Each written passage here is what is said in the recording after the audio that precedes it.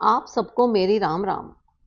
अब तक आपको मैंने सुनाया कि राम जी इंद्र को कहते हैं कि जो वानर सेना मृत धरती पर पड़ी है वो इन सबको जिंदा कर दें। अब आगे काकभुसुंडी जी कहते हैं, हे गरुड़, प्रभु की लीला को कोई नहीं जान सकता। श्री राम जी तो सारे त्रिलोकी को मारकर पल भर में दोबारा जिंदा कर सकते हैं, मगर उनकी उदारता तो देखिए। वो इंद्र को कह रहे हैं कि वानर भालुओं को जीवित कर दें। वो तो इंद्र को सिर्फ बड़ाई दे रहे हैं।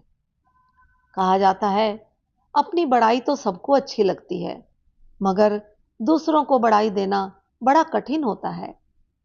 राम प्रभु की बात मानकर इंद्र ने उसी समय अमृत की वर्षा करी और सारे वानर भालुओं को जीवित कर दिया। सब राम राम कहते हुए उठ खड़े हुए और अपने प्रभु के पास आ गए। आपको एक बात बताऊं, अमृत वर्षा तो सभी पर हुई, यानी कि वहीं मृत राक्षस भी धरती पर पड़े थे, उन पर भी अमृत वर्षा, मगर वो जीवित नहीं हुए। जानते हो क्यों? क्योंकि राक्षस मरते समय रामाकार हो गए थे। उन्होंने राम का नाम लेते हुए प्राण त्यागे थे, इसलिए वो बंधन मुक्त हो गए, भव बंधन से छूट गए। और जो वानर भालू थे वो भगवान की लीला के परिकर थे, इसलिए वो प्रभु की इच्छा से जीवित हो गए। श्री राम प्रभु के समान दीनों पर दया करने वाला भला कौन हो सकता है, जिन्होंने सारे दुष्ट राक्षसों को मुक्त कर दिया। दुष्ट, पापी, कामी और अभिमानी रावण ने भी वही परम गति पाई जो श्रेष्ठ मुनियों को भी दुर्लभ है।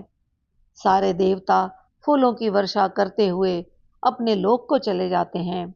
सबके जाने के बाद अवसर जानकर शिव जी अपने प्रभु रामचंद्र जी के पास आ जाते हैं और दोनों हाथ जोड़कर अपने राम प्रभु की विनती करने लगते हैं। हे रघुकुल के स्वामी, आप निर्गुण, सगुण और दिव्य गुणों के धाम हैं। आप परम सुंदर हैं। हमारे भ्रम रूपी अंधकार को दूर करने के लिए आप प्रबल प्रतापी सूर्य के समान हैं।